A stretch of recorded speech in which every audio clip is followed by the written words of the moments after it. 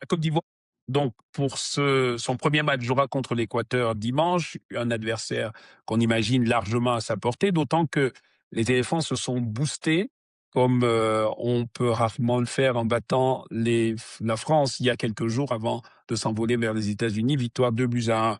Dans ces cas-là, à la veille d'une compétition comme celle-là, une victoire comme celle-là face à un adversaire somme toute prestigieux, qu'est-ce que ça fait à une équipe comme la Côte d'Ivoire, Joseph-Antoine? Oui, forcément, le moral très, très haut, d'avoir tenu, puis après, remporter le match. Évidemment, ça vous met totalement en confiance. Mais, mais, la configuration de ce match, risque bien d'être différente du match face à l'Équateur.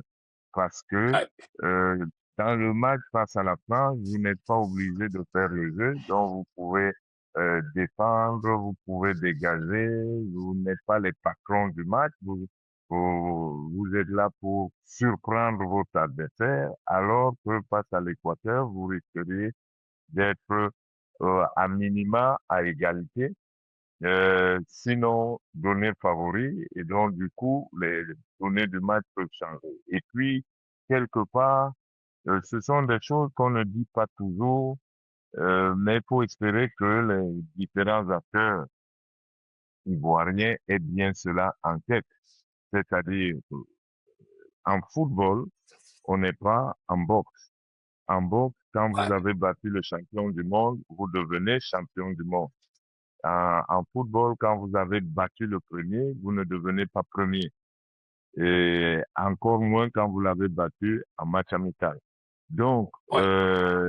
il faut bien garder cela en tête et surtout se souvenir de deux ou trois choses qui sont arrivées en Coupe du Monde avec des pays africains ou du moins avec des pays on appellera du Sud. Et récemment, l'Arabie Saoudite avait battu l'Argentine Ouais. au premier match. Au Ouais. premier match de poule, seulement à la fin de la compétition, l'Argentine était championne du monde et l'Arabie Saoudite était rentrée depuis longtemps. Ouais. C'était un succès de prestige, mais ça n'est resté que ça. Euh, le Sénégal avait battu la France en 2002. Le Sénégal avait fait une bonne compétition, mais cela ne l'avait pas rendu champion du monde parce que la France arrivait en champion du monde. Donc, et le Cameroun avait battu l'Argentine en 90. C'était un très bon résultat. Le Cameroun a fait un beau parcours et l'Argentine était finaliste. Donc, il Ouais. faut bien se dire que d'avoir battu la France n'est pas la finalité. Il faut rester concentré et il faut bien analyser pour pouvoir poursuivre son chemin et en se rappelant qu'on a montré de quoi on est capable dans Ouais. un certain niveau d'adversité et dans les moments difficiles, puiser dans cette confiance-là pour redresser la tête et éventuellement passer l'obstacle. Donc se booster, mais ne pas perdre la tête, en gros. Ouais, absolument.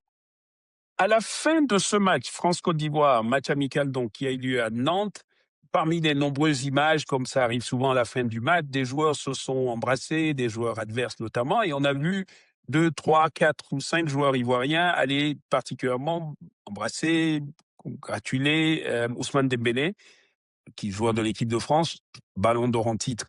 Un des commentaires qu'on a vu passer, c'était les joueurs ivoiriens le félicitaient, Ousmane Dembélé, pour ses formidables prestations ces dernières années, la double victoire du PSG.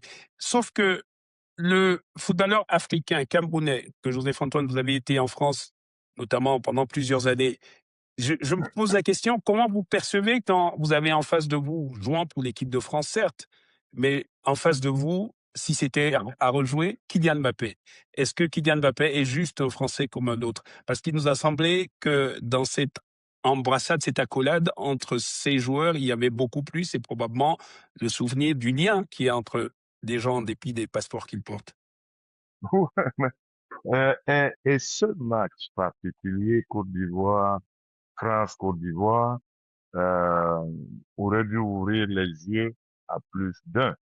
Le fait de jouer dans des équipes différentes ne vous rend pas ennemi et ne vous rend pas inconnu parfait. Et même quand vous le seriez, effectivement, dans les temps lointains où les joueurs noirs pouvaient être un petit peu rares, quand il y en avait un en face, vous sympathisiez fortement parce qu'il vous ressemble. Mais cela n'entache en rien votre volonté de gagner parce que vous aimeriez à la fin, lorsque vous allez vous embrasser, être celui qui a gagné.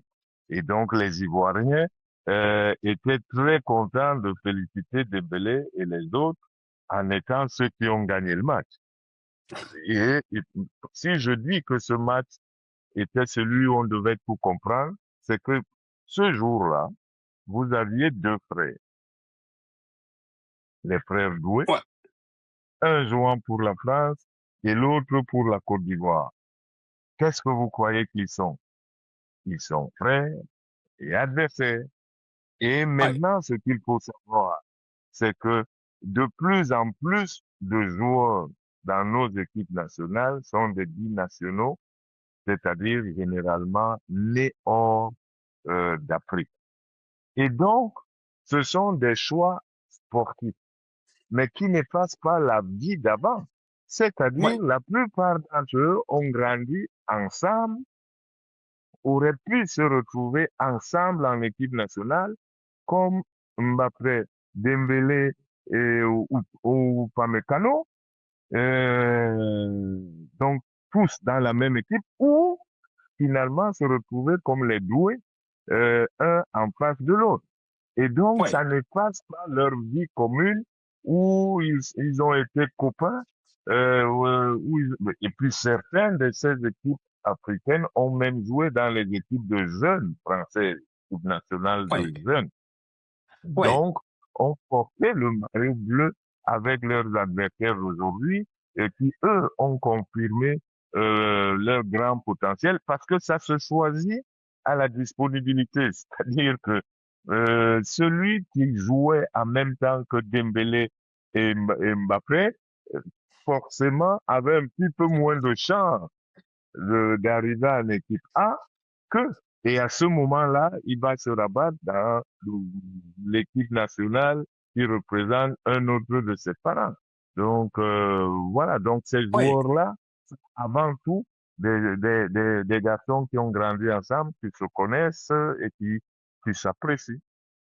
Jojo, on a la chance de t'avoir parce que tu as vécu dans une période lors de laquelle, tu l'as mentionné tout à l'heure, les joueurs noirs en Europe étaient rarissimes. Je rappelle que tu as joué à l'Olympique de Marseille et tu en étais capitaine à l'époque où le nombre de joueurs étrangers dans de tels clubs était limité à deux.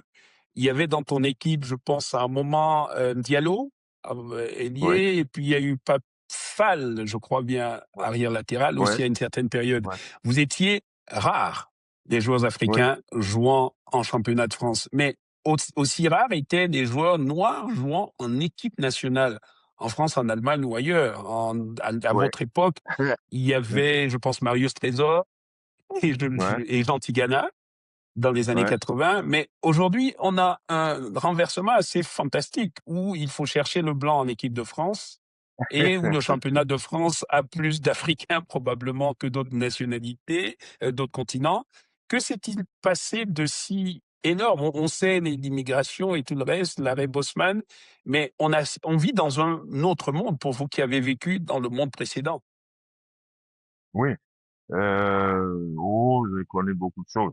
Il faut savoir que j'ai rigolé parce que à l'époque, oui, l'équipe de France avait des joueurs noirs et était regardée de travers. L'équipe d'Allemagne n'acceptait même pas les métis. Il y avait un fabuleux milieu de terrain à Hambourg qui s'appelait Hattrick. Tout le monde reconnaissait qu'il était très fort, mais on l'a jamais sélectionné. On n'aurait jamais sélectionné à cette époque-là Mesut Özil, qui était turc d'origine. Ouais, C'était, ouais. non, c'était pas envisageable du tout. Il faut savoir qu'en Angleterre, on a attendu très longtemps avant d'avoir Viv Anderson, arrière droit, Ah je crois, de ouais. Nottingham Forest. le premier à être sélectionné en équipe d'Angleterre. Voilà comment les barrières sont tombées. Mais on doit reconnaître que la France avait montré l'exemple depuis très très longtemps de ne pas avoir cette barrière en équipe nationale et de reconnaître que la France était aussi ses îles. Donc, Marius Trésor a été en équipe nationale, il en a été capitaine. Mais en ce qui concerne le championnat, il faut savoir que pendant longtemps, on a essayé de mettre une barrière pour que n'arrivent pas en déferlance les joueurs, les joueurs noirs, on les comme ça, les joueurs africains, les jeunes Africains nés en France, qui grandissaient dans les banlieues, qui étaient tout aussi bons, mais le système verrouillé et à un moment la digue a cédé.